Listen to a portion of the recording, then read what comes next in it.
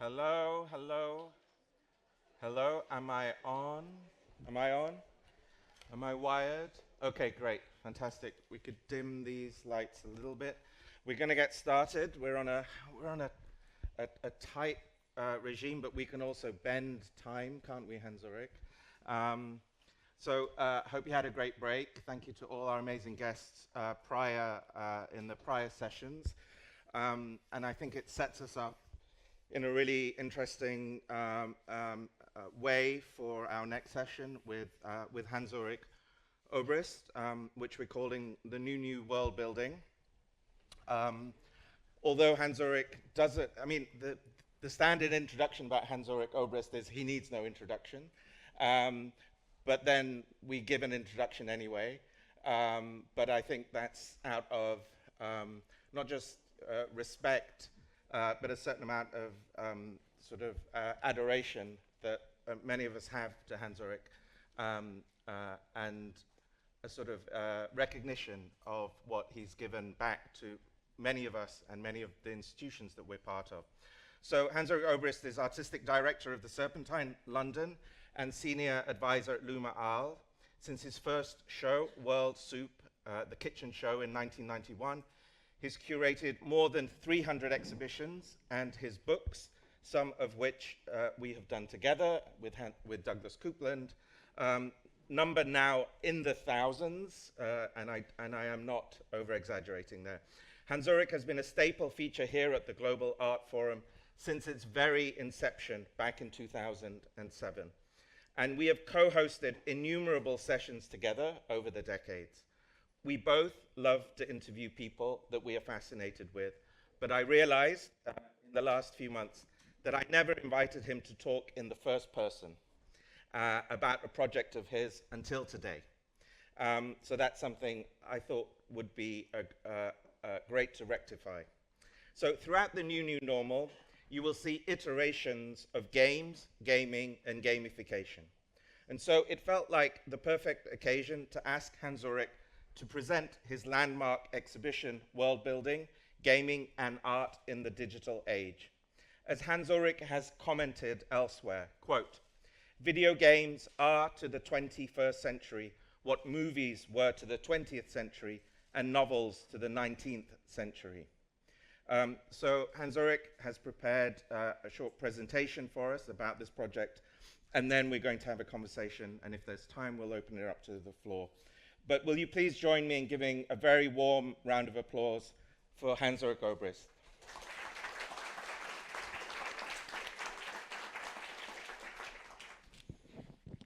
Thank you so much, Shumon, and thank you to Declan and to Hannah and to you all for being here. I wanted to begin with the beginning, how this somehow all started with experiments in art and technology.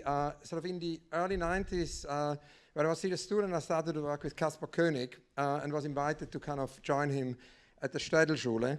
And at the time, the Städelschule in Frankfurt was an amazing laboratory. It was the kind of school I always imagined to attend as a student, but I didn't attend it as a student. I attended it, collaborating with Caspar on projects, but at the same time learned a lot from this environment. It was an environment where art, architecture, technology all came together.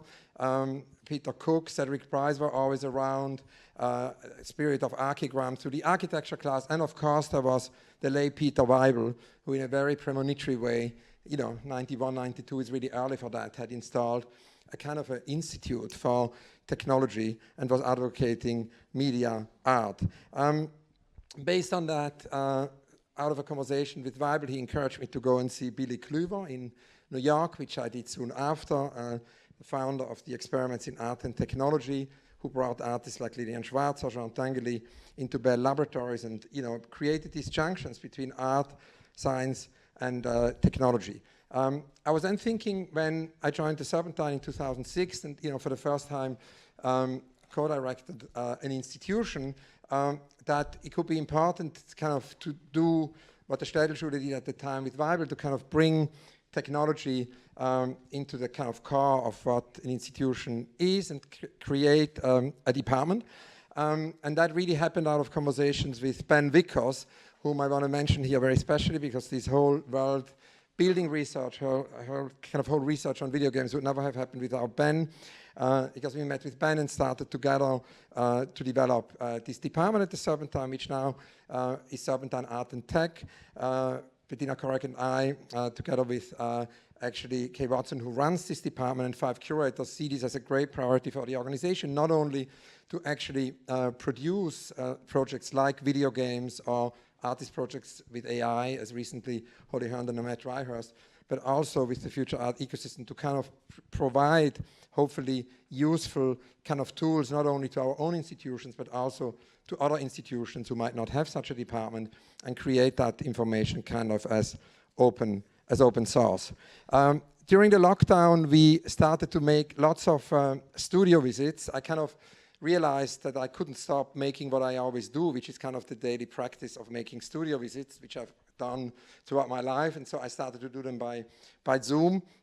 And I started to realize kind of as a pattern that connects, that more and more artists we visited were either working on video games, or I always ask the question to artists, what is your unrealized project? Because I think it's interesting. We know a great deal about architects' unrealized projects because they publish them, often through competitions which get published. But in the art world, we almost know nothing about artists' unrealized projects, so it's kind of my favorite question. And very often when I ask this question, what is your unrealized project, artists would answer and would say, you know, the unrealized project is to actually create or build a team to do a video game. So in a way, 2 things kind of came out of this. Together, of course, with Serpentine Art and Tech, we started to realize that it could be important to make such unrealized projects a reality, and we started to basically do exhibitions where these video games would be realized. First time with Gabriel Massa, I'm going to talk about that later. But there was also the necessity in a way to maybe do a sort of a bigger group show where one could bring together all these different artists with their realized and unrealized video games. And I've always done this, you know, every couple of years, only when there is a necessity, kind of bigger, sprawling research exhibitions, which are really not a priori exhibitions where there is a master plan which then somehow gets illustrated. These are exhibitions which never really have a finished checklist. They're kind of you know, group shows as living organisms. Do It was such a show in the 90s. Cities on the Move, which we did with Hu Han Ru and with Rem, who is here, was such a show which over many years evolved, like, you know, an exhibition as a city, as a living organism. And many, many other shows. Laboratorium was such a show. In a way, it felt really fascinating with video games, because, of course, video games, in a way, are living organisms, because very often, if one actually launches a video game, the video game isn't finished at the launch. It's very different from a movie. Once the movie gets launched at the film festival, only very rarely, you know, it then changes. Whilst with the video game, there is feedback and it changes. So I felt that it was kind of very close anyway to my methodology of doing exhibitions. So I think it would be interesting to actually develop an exhibition which would somehow be such a living organism. We were very inspired also during that research by Hideo Kojima, who kept coming up by all the artists when I ask another standard question, which I always ask, you know, who is your toolbox, who are artists you're inspired by? And I think the idea of video games not being necessarily about competition, but being about helping one another, as Hideo Kojima told me in the conversation I had with him, is something I think which inspires a lot of artists about his work. And also, as he told me, that we have in the current age a situation where we really neglect connection, paradoxically, no, in this digital age, there is a lack of connection. There is, in a way, so many things which don't connect, which you know, fall apart, which are divided, and he felt that in a way video games could maybe create that. And that's, of course, also the great possibility through video games to bring many disciplines together, because they're very often collaborative structures. So artists, visual artists would work with writers, would work with basically programmers, would work with composers, and so on. Of course, we started also from that premise that what was a niche pastime had become one of the biggest mass phenomenon of our time, and the tendency was rising. So basically many people spend hours every day in a parallel world and live a multitude of different lives. And of course also this idea that people really do spend a lot of time with video games reminded me of something, you know, Philippe Pareno and Pierre Wieck told me when they did Unli in the 90s, and I said, how can we actually get people to spend more time in exhibitions? Because on average, people spend, I think, 15 or 20 seconds, in front of an artwork. So the idea was to examine the ways in which artists have interacted with video games and made them into an art form, sort of from single-channel video works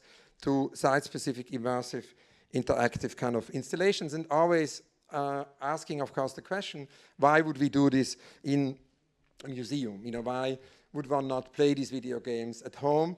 So very often the installation isn't just a screen or a projection, but it's a kind of a mixed reality situation where basically visitors can immerse and have an experience they could never have in front of the screen. At home, also a much more multisensory experience, involving all kind of senses. The idea of the expansion of the game space into the physical space is a kind of a key part of that whole project. The aesthetics of games first entered into artistic practice many decades ago, when actually artists started to integrate the visual language of video games into their works. Artists have appropriated, modified, and often subverted existing video games in order to reflect them, and have also kind of, in a way, presented a critique of games by exposing their often discriminatory elements or stereotypical depiction. So we see a lot in this earlier phase, this idea of appropriation, or also even of a détournement, that artists would actually use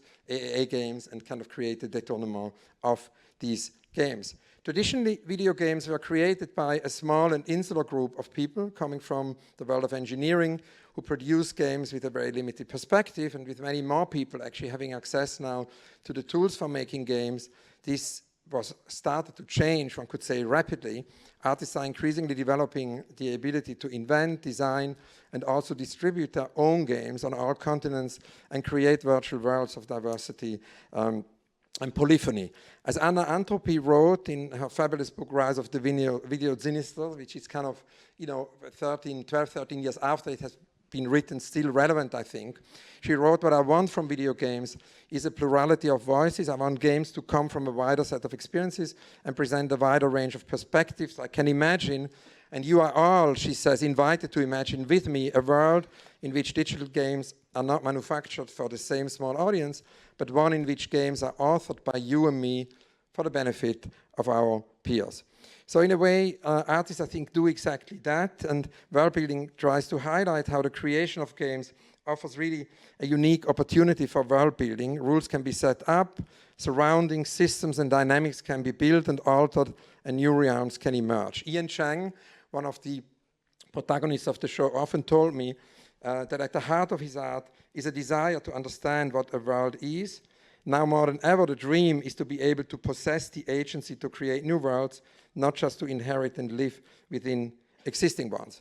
So what was interesting also, I think, as always with these exhibitions, when we do exhibitions which go into depth and are kind of long-term researches, is that it's not only looking at the present, or as with Shumon and Douglas we called it the extreme present, but it also looks at the just past, because as Walter Benjamin showed so brilliantly, the just past is very much a place where amnesia is present, and we live in an age where we have more and more information. That does not necessarily mean that we have more memory. Amnesia is very much somewhere at the core of this digital age.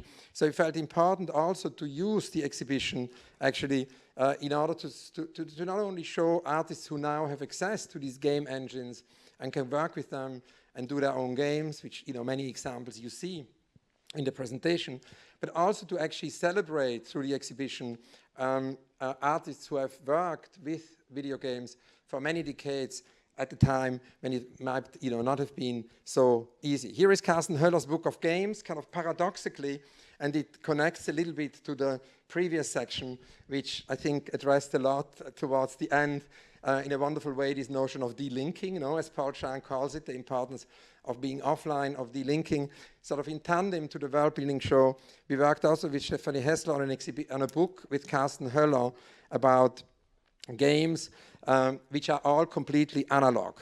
And that is basically a research, an incredible research Carsten Höller has made on analog games, which it came out of an opening in 1992, where actually Carsten had an exhibition somewhere in the south of France, and the opening dinner was incredibly boring, and he sort of started to wonder how is he going to get through this evening? So together with his artist friend Philippe Pareno and the gallerist, they started a game that whenever somebody asked a question, they would answer with an interrogative sentence, answering a question with another question. So as you can imagine, it created a very weird opening dinner kind of situation.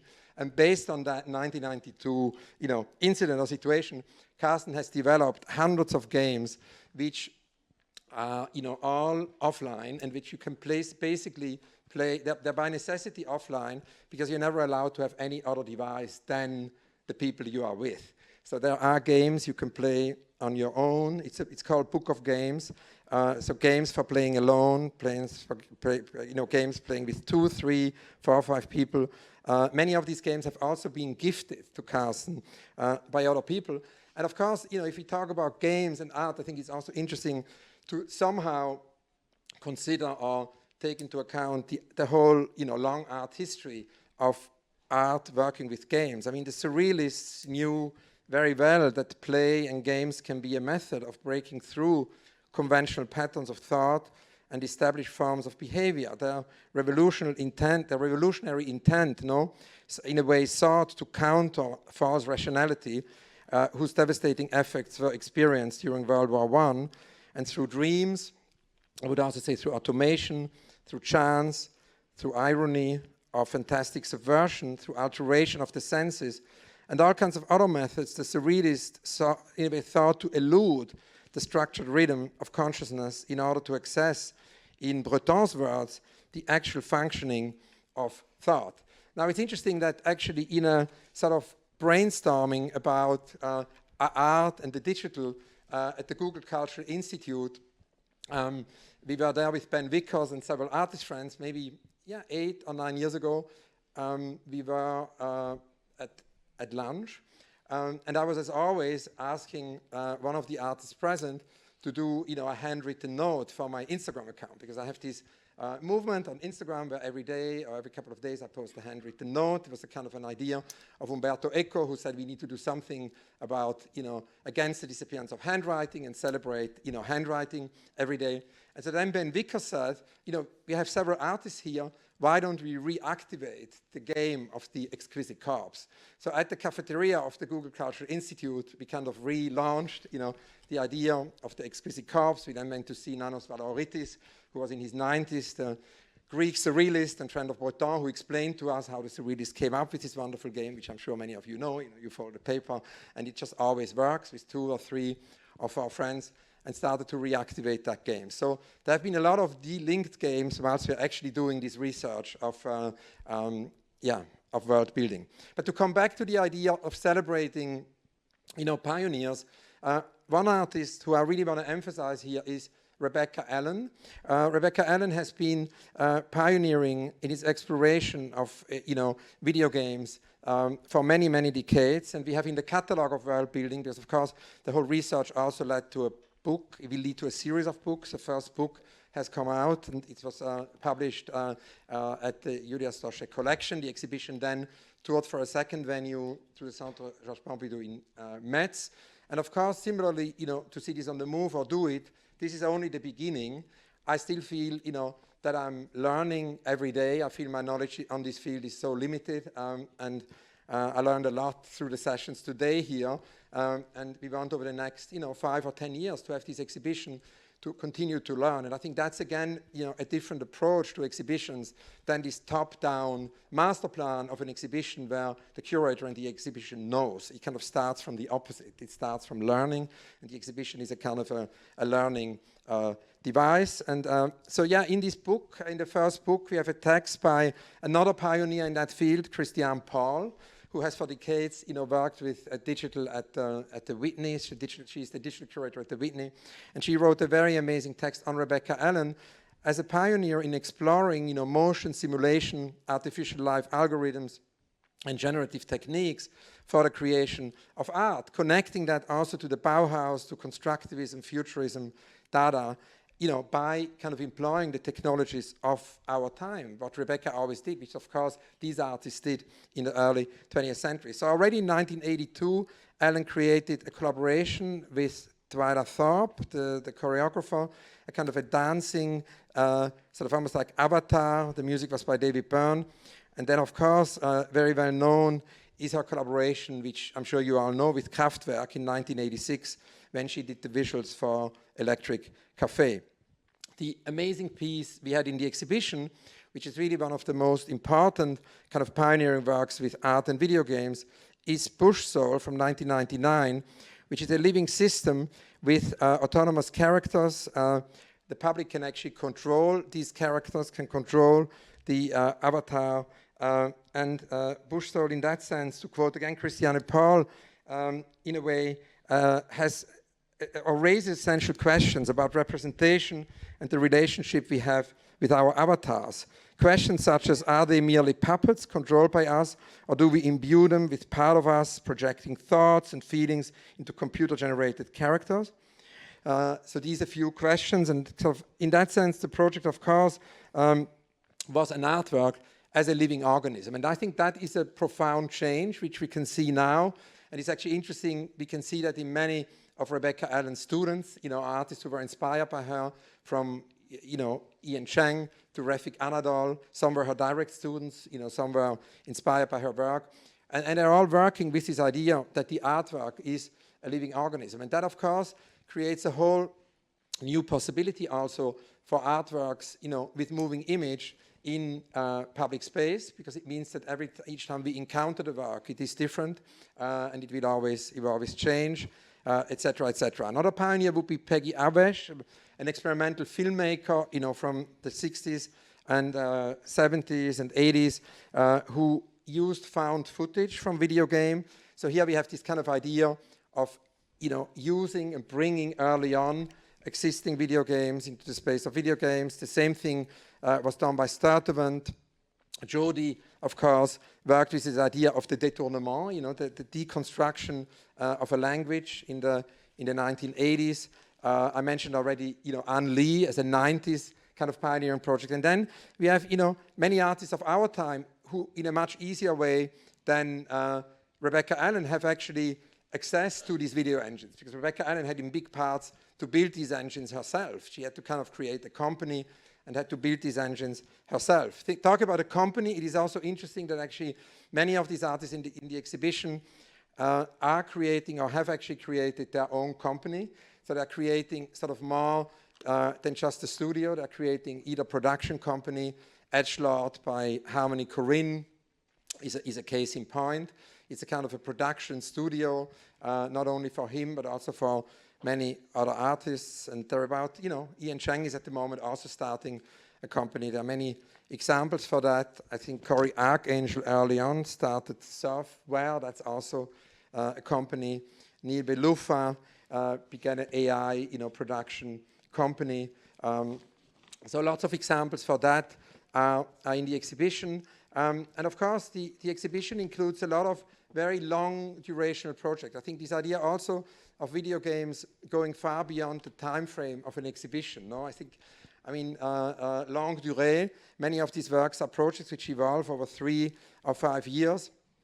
A lot of these projects are open source and have to do with generosity. It's interesting how, for example, someone like Sarah Freund connects video games and blockchain and creates a whole situation where actually NFTs disappear in the game if they are not handed over. So if people actually want to own them, they lose them. It's only by generosity of giving them to someone else that, that's part of that game. Another long durational kind of game is the project by Afra Shafiq, who has worked over years on an inquiry on the cultural exchange between the USSR and South Asia during the Cold War, and connects gaming to that. So we continue also a lot of research. I was in India last month in Delhi actually to make new interviews and make more research, and all of that will of course enter the ongoing chapters of Worldbuilding. Sahir Rajal was an amazing encounter who works very much like many of the artists in the show with mixed reality, kind of creates sculptures which migrate out of the games and then creates games which kind of all of a sudden become sculptures. And that idea sort of mixed reality also happens with performances. We did at the Serpentine a performance with Miriam Benani, who combined video, who combined video games with 6 dancers and choreographers and created a kind of a dance performance where the 6 performers were, 3D characters, and she mixed basically video and a TV show and a live performance. Mixed reality also with Kaken or with Basman Felenban, who creates sculpture and objects, maps them in a kind of a journey connecting, as Nora Kovac shows, the work of Svankmajer, but also the Egyptian claymation series of Tales of Prophets, and creates mixed reality through that. And last but not least, I know we're almost out of time, I mentioned that some of these collaborations lead then to the realization of unrealized artist projects. So many artists have unrealized games, which we hope to realize in the future. Precious Okoyomon and Korakrita Rundokai want to do a game together.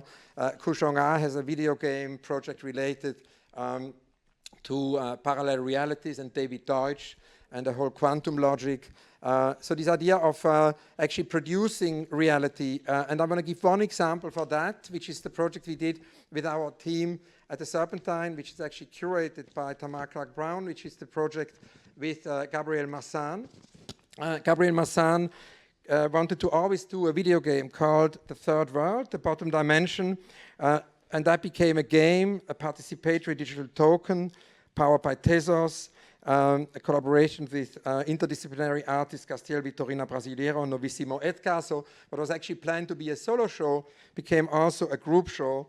The vocalist and music producer Lisa was involved, and audiences had this possibility and opportunity to play the game in real time in a communal setting surrounded by site-specific set designs, sculptures, and sounds. To quote Gabriel Massan, I want to create a work that people can walk inside, the experience of walking through possibilities and memories of life and narrative. And that's actually, again, goes back to something, Shumon asked yesterday, why would we do that in a museum? No? And I think the idea that we can walk through possibilities and memories of life and narrative in such an exhibition is not something we could ever experience in a way in front of a screen. And then, of course, last but not least, there is also this idea of some artists being interested in then carrying these works, from the art world into totally other worlds. That's a whole other range of possibilities. One example is what happened with Cars and Fortnite, where all of a sudden the Serpentine was with a Qt. It was a sort of a triple collaboration where the Serpentine was replicated on the landing page of Fortnite. And that means for 2 weeks, 152 million people encountered this exhibition. And the exhibition was then also physically at the gallery. It happened also with Gabriel Massan, when Madonna decided to bring Gabriel's show into her music show, and all of a sudden the exhibition had a whole other life and reached completely other audiences. So this idea, again, also of bringing worlds together. Thank you all so much. Thank you.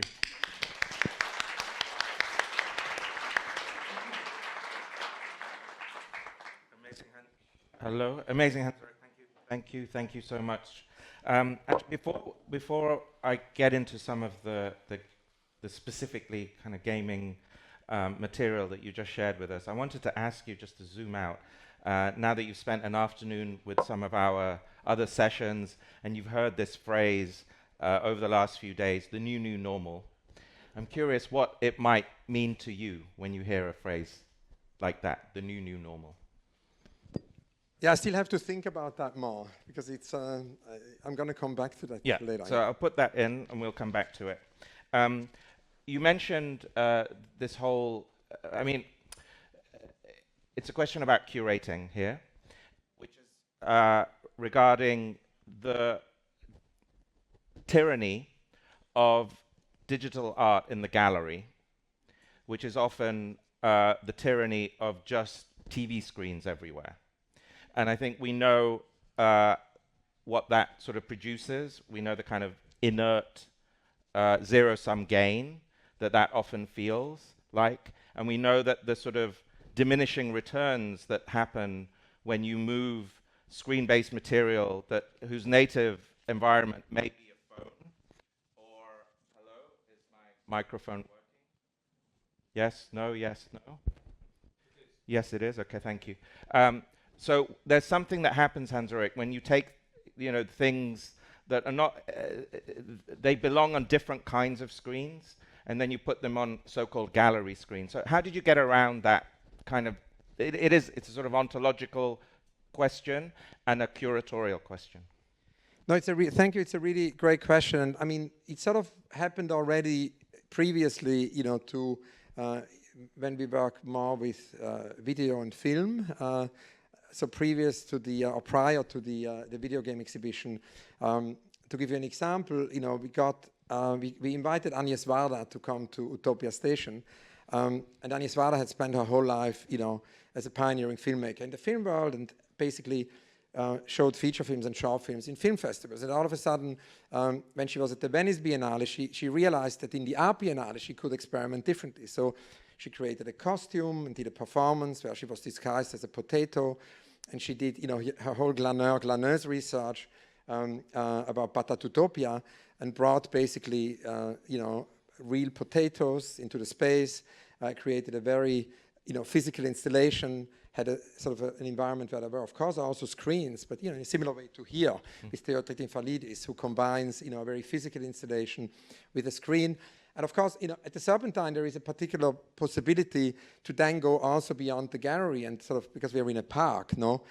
And we worked several times with Jakob Knut-Steensen, who, and that's of course another really important aspect, I think, with this whole video game research, that many of these games have to do, Lyndon Johnson, Jakob Knut-Steensen, with being, in communion with the environment and not in a separation from the environment. And Jakob particularly directly connects, also to ecology. And so he created two projects at the Serpentine. One was a very big screen where a deep forest, he made a big research over several years to basically digitize a deep forest, sort of was a work also about extinction. And that was then presented on a very big screen, but the screen was basically in the park, and there was the garden, right? And then a little bit later on, we had Jakob Knut-Steensen's augmented reality pavilion, because we build pavilions every summer in front of the gallery, and that is a project that happened since 2000. And then we decided to do an AR pavilion, and so Jakob created this piece where basically all of a sudden the AR pavilion could appear all over the park, because it didn't need planning permission, because it's an AR pavilion. And so he really connected, to plants, to trees, etc., etc. So I think it's a mixed reality environment where particularly lots of potential lies also in AR. Fantastic. You mentioned earlier, and I'm glad you did, I think your first formal collaboration with Rem Koolhaas, Cities on the Move, an incredible exhibition back in 1997, which brought Asia, and especially China, into the Hayward Gallery at the time. And I've asked DeepSeek to come up with a question here regarding China. And so this is the question. But it also connects, I think, to our recent research around the extreme self with Douglas Coupland. So the question is, tech giants like Tencent are investing heavily in virtual idol ecosystems, e.g. AI-generated pop stars and live stream avatars, and meta entertainment. How do you see these synthetic corporate authored worlds coexisting or conflicting with the more anarchic player-driven world building of indie games or Web3 platforms? Perhaps more generally, the question I would paraphrase that in terms of what are we seeing, notions of subjectivity and identity in gaming coming out into the real world, and maybe even shaping what we call the extreme self? Yeah, I think it's a question in a way which makes me think of what Berardi said, when he sort of criticized that idea in games about a will to win, Yeah. And I think in a way what seems important in many of these, games, and it goes back to Kojima, how I started the talk, that these games are not necessarily about winning. So I think in a way it's a question how to kind of get out of this circuit, I think, of consumption, and how in that sense, but of course what is interesting is how all of a sudden, maybe because obviously if it's an indie game, it doesn't reach, you know, millions of people. And one thing we always discussed from the very beginning, in a way, this whole research was, I mean, when in the 60s there was the Nouveau Roman and the Nouvelle Vague, goes back to Agnès Varda, she always told us that they kind of wanted to do things which are most advanced, yet accessible. So they kind of reach out, you know, to maybe millions or hundreds of millions of people, you know. And then obviously, when we did the collaboration, you know, with Fortnite, where all of a sudden it reached 152 million people in 2 weeks, you know, the question then comes up, how could one actually do a game, you know, which is not about winning, you know, which is not about that will to win? How could one do a game which is maybe about being in communion with the environment, which addresses ecological issues, you know, how could one do such a game which maybe all of a sudden would reach many, many people? How could one bridge that gap? So that's kind of what comes into mind with this question, no? So that it's again not about the separation, but it's about bringing it together. Absolutely, fantastic. I'll open it up in a minute, but just actually to follow up there, Hans-Ulrich, and maybe to bring together these worlds of gaming, but also, let's say, the traditional art world. I think much of what's been, there were sort of various ways in which gamification was explained earlier today, which seemed to me about the kind of a sort of hacking of our attention, you know, a war on our attention. Now, it's often framed as the attention economy. I've actually given it a different name, which is the distraction economy. I think it's actually a war about our distraction. And then this in relation to a quote from Jeff Koons, who I know you know very well, who once said just a few years ago that he believes that the average time a viewer spends in front of one of his works of art, a painting, is 2.7 seconds. So I'm wondering, Hans-Ulrich, whether you've noticed over the last decade whether sort of rituals and of consuming art have transformed because obviously the kind of the ways that the neuroplasticity of our brains being changed by screen-based and indeed kind of game-based content. Yeah, I think that a lot of these games are actually about finding ways of attending, no? Right. That's maybe another way where, you know, there's a potential to kind of do games which are not about distraction. And I mean, I happened to just read actually this morning the book by Ian McGilchrist, you know, Ways of Attending, where as a neuroscientist he talks about this idea of attention being not just receptive but actively creative of the world we inhabit. So how we attend makes the difference to the world we experience, no? And in that sense, I think the question is, of course, how can, you know, video games contribute to that? And I think there is clearly a desire of a lot of artists who work with that to do so.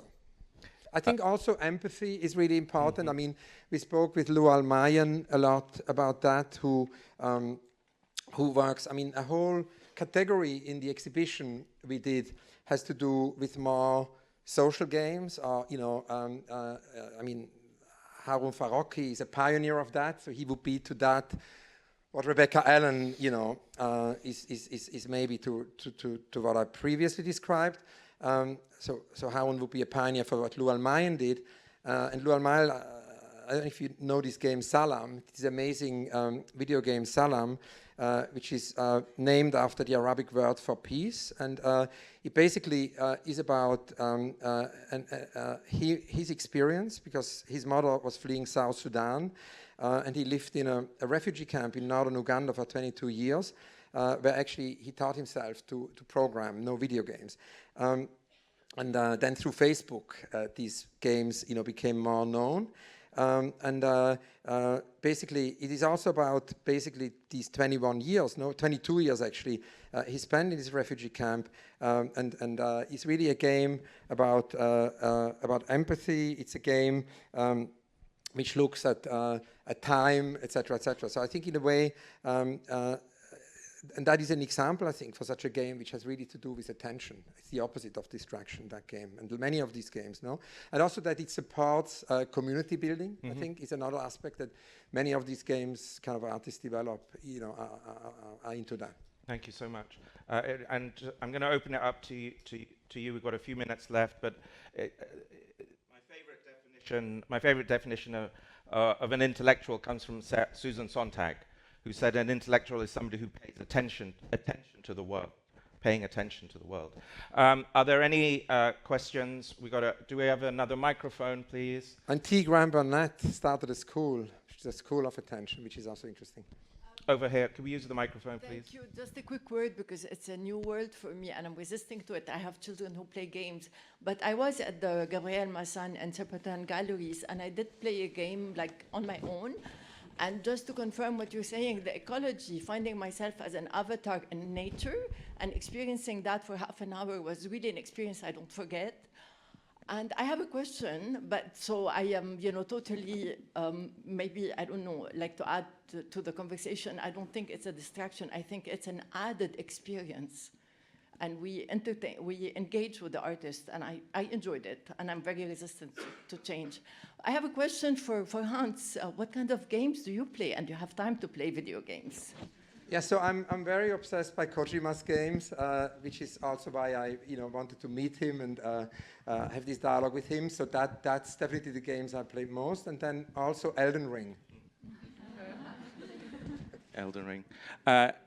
Anybody else? Question for Hans Ulrich? Actually, so I'm so glad that you played the game. But it's interesting also, I mean, one thing which I haven't mentioned before, I kind of totally forgot, is this idea that, because it goes back to Shumon's question, what happens within a museum and why would one show this situation in a museum?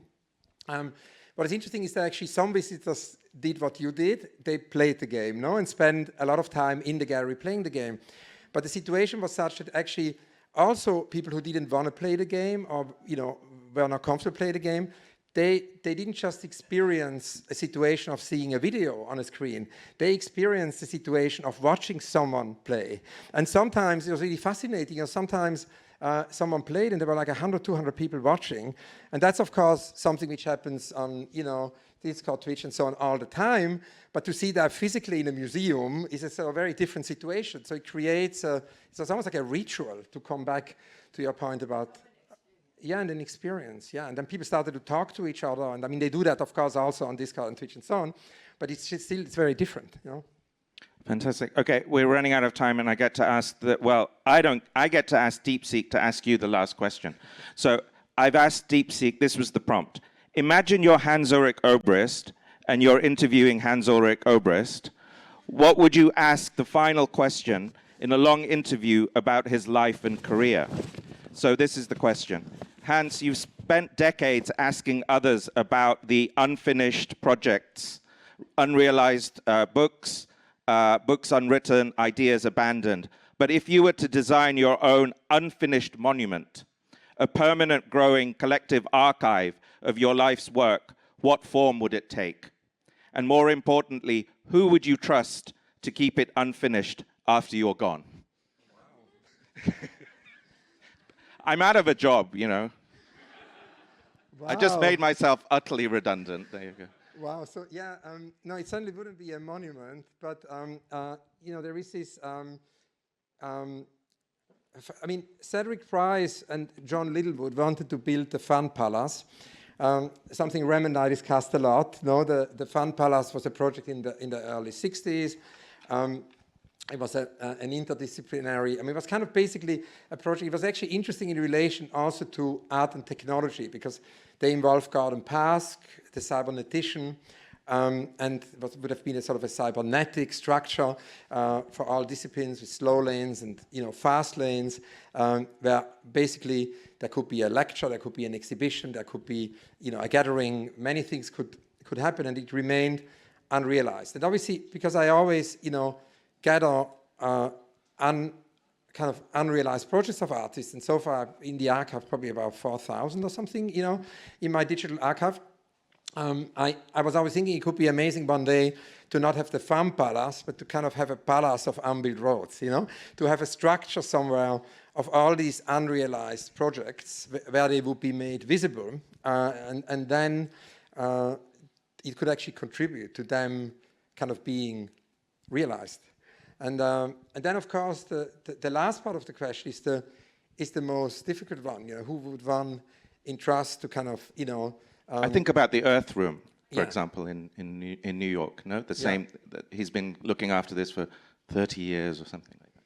Yeah, and I think for that, that's something which is really complex. No, how one will create a long duration for that. I mean, in a way, I think what is most interesting about it is that it sort of keeps that it's somehow relevant.